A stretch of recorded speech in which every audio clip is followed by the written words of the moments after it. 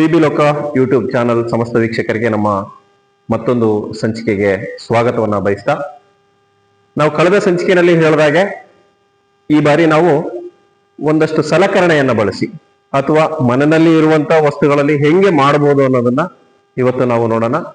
ನಾವು varicose vane ಬಗ್ಗೆ ಮಾತಾಡ್ತಾ ಇದ್ವಿ. ಇಲ್ಲಿ ನಮ್ಮ ಮುಂದ್ಗಡೆಗೆ ಒಂದಷ್ಟು ಪ್ರಾಪ್ಸ್ ಇದಾವೆ, ಬ್ರಿಕ್ಸ್, ವುಡನ್ದಿದೆ, ಫೋಮ್ ಬ್ರಿಕ್ಸ್ ಇದೆ, ಎಲ್ಲವೂ ಇದಾವೆ. ಇದನ್ನ ಸಲಕರಣೆ ಬಳಸ್ಕೊಂಡು ಹೆಂಗೆ ಮಾಡ್ಬೋದು, ಇದು ಯಾವ ರೀತಿ ಪರಿಹಾರ ಕೊಡುತ್ತೆ ಅನ್ನೋದನ್ನ ಈಗ ನಾವು ಅಭ್ಯಾಸ ಮಾಡ್ತಾ ಹೋಗೋಣ. ಮೊದಲನೇದಾಗಿ ನಮ್ಮ ಮುಂದೆ ಇರ್ತಕ್ಕಂಥ ವುಡನ್ ಪೀಸ್ ಮೇಲೆ ಅಥವಾ ಬ್ರಿಕ್ ಮೇಲೆ ನಮ್ಮ ಕಾಲಿನ ಬೆರಳುಗಳನ್ನ ಮೇಲಕ್ಕೆ ಇಡಬೇಕು. ಹಿಂಡಿ ಮೇಲೆ ಕಾಲು ನೆಲದಲ್ಲೇ ಇರುತ್ತೆ, ಬ್ರಿಕ್ ಮೇಲೆ ಬೆರಳು ಬರುತ್ತೆ. ಈಗ ನಾವು ಇಲ್ಲಿ ಗಮನಿಸ್ಬೋದು, ಆರ್ಚ್ ಬ್ರಿಕ್ ಇದೆ, ಇಲ್ಲಿ ಬೆರಳುಗಳನ್ನ ಮೇಲೆ ಇಟ್ಕೊಂಡಿದೀವಿ, ಹಿಂಡಿ ನೆಲಕ್ಕೆ ತಾಕಿದೆ, ಇದು ಫ್ಲಾಟ್ ಇದೆ, ಇಲ್ಲಿ ಅಂಚು ಇಲ್ಲಿ ಮೇಲಿದೆ, ಇಲ್ಲಿ ಕಾಲು ನೆಲದಲ್ಲಿದೆ, ಕಾಲು ಕೂಡ ನೇರ ಇದೆ.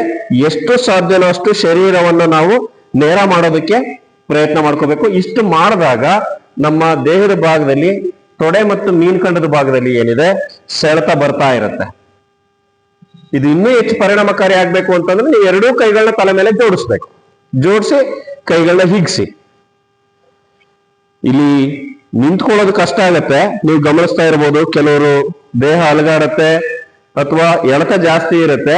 ನೀವು ಯಾರು ಅಭ್ಯಾಸ ಮಾಡ್ತಾ ಇದ್ದೀರಾ ಅವರು ನಿಮ್ಮನ್ನ ನೀವು ಗಮನಿಸ್ಕೊಂಡಾಗ ಗೊತ್ತಾಗತ್ತೆ. ಇಷ್ಟೆಲ್ಲ ಸಲಕರಣೆ ಇದೆ, ಮತ್ ನಾನ್ ಹೇಗೆ ಮನೆಯಲ್ಲಿ ಮಾಡ್ಬೋದು ಅನ್ನೋಂಥದ್ದು ನಿಮಗೆ ಶುರುವಾಗಿರುತ್ತೆ. ನಮ್ಮ ಮನೆಯಲ್ಲಿ ಹಿರಿಯರು ಹೇಳ್ತಾರೆ, ಹೊಸ್ಲಿ ತುಳಿಬಾರ್ದು ಅಂತೇಳಿ ಬಯಸ್ಕೊಳ್ತೀವಿ. ಈ ಪಟ್ಟೆ ನೋಡಿದ್ರೆ ನಿಮಗೆ ಗೊತ್ತಾಗತ್ತೆ, ನಮ್ಮ ಮನೆಯ ಮನೆ ಬಾಗಿಲಿನ ಹೊಸಲಿ ಏನಿದೆ, ಉದ್ದ ಪಟ್ಟಿ ಹತ್ರ ನೀವು ನಿಂತ್ಕೊಂಡ್ರೆ ಇದು ನಿಮಗೆ ಸಿಕ್ಕುತ್ತೆ. ಇಲ್ಲಿ ಮಾಡುವಾಗ ನೀವು ಇನ್ನೂ ಸುಲಭವಾಗಿ ಏನ್ ಮಾಡ್ಬೋದು ಅಂದ್ರೆ, ಕೈಗಳನ್ನ ಕೆಳಗಡೆಗೆ ಇಳಿಸಿ, ನಿಮಗೆ ಆಚೆ ಈಚೆ ಬಾಗಿಲಿನ ಅಂಚುಗಳು ಸಿಗ್ತವೆ, ಎಡ್ಜು ಹಿಡ್ಕೊಂಡು ಕೂಡ ನೀವು ನೇರವಾಗಿ ನಿಲ್ಬಹುದು. ಇದು ನೀವು ನಿಮ್ಮ ಮನೆಯಲ್ಲಿ ಮಾಡಬಹುದಂತ ಸರಳ ಮಾರ್ಗ. ಸಲಕರಣೆ ನಿಮ್ಮ ಮನೆಯಲ್ಲೇ ಇದೆ, ಬಳಸ್ಕೊಳ್ಳೋಂಥ ನನಗೆ ಗೊತ್ತಿರ್ಬೇಕು. ಆದ್ರೆ ಒಂದೆರಡು ಸಲ ಬಯಸ್ಕೊಳ್ಳೋಣ, ಯಾಕೆಂದ್ರೆ ವಸ್ತು ತೊಳೆದಿರ್ತೀವಲ್ಲ, ಒಂದ್ಸರಿ ನಮಸ್ಕಾರ ಮಾಡ್ಬಿಡೋಣ. ಆದ್ರೆ ಆರೋಗ್ಯನೂ ಬೇಕು ಅಂತಂದಾಗ ಹೊಸಲಿಯನ್ನ ತುಳಿದು ಅಭ್ಯಾಸ ನಾವು ಮಾಡ್ಕೋಬಹುದು. ಯಾವುದೇ ಇನ್ವೆಸ್ಟ್ಮೆಂಟ್ ಇಲ್ಲ, ಸಲಕರಣೆ ನಮ್ಮ ಮನೆಯಲ್ಲೇ ಇದೆ, ಬಳಸ್ಕೊಂಡು ಅಭ್ಯಾಸ ಮಾಡೋಣ. ಇದೇ ರೀತಿಯಾಗಿ ನಾವೇನ್ ಮಾಡ್ತೀವಿ, ಮುಂದಕ್ಕೆ ನಿಂತ್ಕೊಳ್ಳೋದು, ಹಿಂಡಿ ಭಾಗವನ್ನ ನಾವು ಪಟ್ಟಿ ಮೇಲೆ ನಿಂತ್ಕೊಳ್ಳುವಂಥದ್ದು ಅಷ್ಟೇನೆ.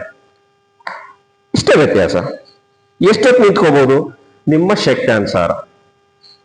10 ಉಸಿರಾಟ, 15 ಉಸಿರಾಟ, 20 ಉಸಿರಾಟ ನೀವೀಗ ನಿಂತ್ಕೊಂಡಾಗ ಗೊತ್ತಾಗತ್ತೆ ನಿಮಗೆ. ಇದನ್ನ ಆರಾಮಾಗಿ ಸುಲಭವಾಗಿ ನಿಂತ್ಕೋಬಹುದು ಈ ರೀತಿನಲ್ಲಿ. ಆದ್ರೆ ಶರೀರ ನೇರವಾಗಿ ಇಟ್ಕೊಳ್ಳುವಂಥದ್ದನ್ನ ನಾವು ಕಲಿಬೇಕು. ತುಂಬಾ ಸಿಂಪಲ್. ವೆರಿಕೋಸ್ ವೇನಿಗೆ ತುಂಬಾ ಸರಳವಾಗಿ ನಾವು ಪರಿಹಾರ ಮಾಡ್ಕೋಬಹುದು. ನನಗೆ ಟೈಮ್ ಇಲ್ಲ ಅನ್ನುವಂಥವ್ರು ಈ ರೀತಿನಲ್ಲೂ ಕೂಡ ನಿಮ್ಮ ಮನೆಯಲ್ಲಿ ಇದ್ದ ಜಾಗದಲ್ಲಿ ಮಾಡ್ಕೊಳ್ಳುವಂಥದ್ದು ನಿಲ್ಲುವಂತ ಸ್ಥಿತಿ. ತಾಡಾಸನ ತುದಿಗಾಲಲ್ಲಿ. ಹಾಗೆ ಇನ್ನೊಂದು ಆಸನ ಇದೆ, ಮೊದಲಿಗೆ ಮಾಡುವಂಥದ್ದು ಉತ್ತಾನಾಸನ. ಅದನ್ನ ಗಮನಿಸೋಣ ಹೇಗೆ ಮಾಡುವಂಥದ್ದು ಅಂತ. ಬನ್ನಿ ವೀಕ್ಷಕರೇ, ನಾವಾಗ್ಲೇ ಹೇಳಿದಾಗೆ ಮತ್ತೊಂದು ಸರಳವಾಗಿ ಮಾಡಬಹುದಾದಂತ ಒಂದು ಆಸನ, ಅರ್ಧ ಹಲಾಸನ. ಹೇಗೆ ಮಲಗಿ ಮಾಡ್ಬೋದು, ಇದು ಹೇಗೆ ಕೆಲಸ ಮಾಡುತ್ತೆ ಅನ್ನೋದನ್ನ ಗಮನಿಸೋಣ.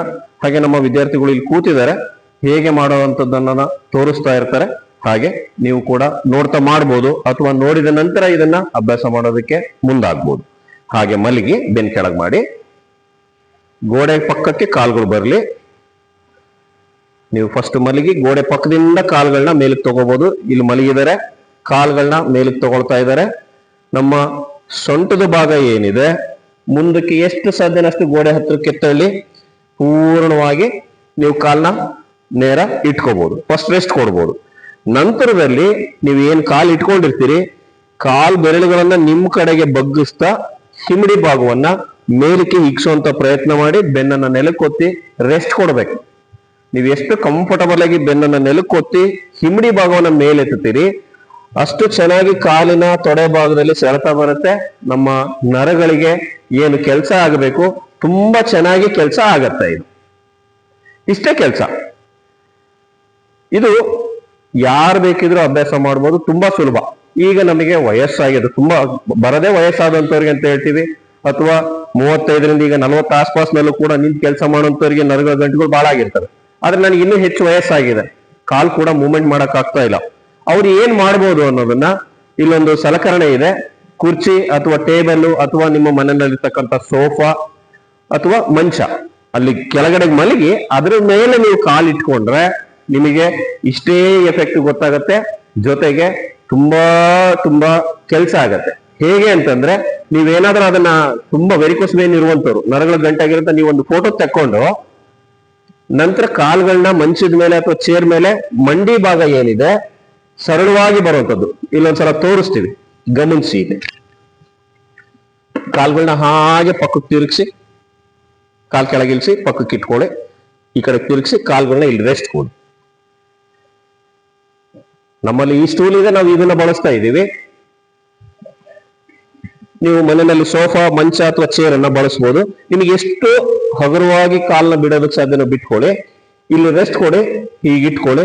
ಇಲ್ಲೂ ಸಹ ನಮಗೆ ಏನು ಕಾಲ್ನ ಗೋಡೆ ಒತ್ತದಾಗ ಆಗತ್ತೆ ಅಥವಾ ತುಂಬಾ ವಯಸ್ಸಾಗಿದೆ ಅಷ್ಟೊತ್ತು ನಿಂತ್ಕೊಳ್ಳೋದಕ್ಕಾಗಲ್ಲ ಅಂತ ಏನು ಹೇಳ್ತೀರಿ, ಇಲ್ಲಿ ಆ ಕೆಲಸ ಆಗತ್ತೆ.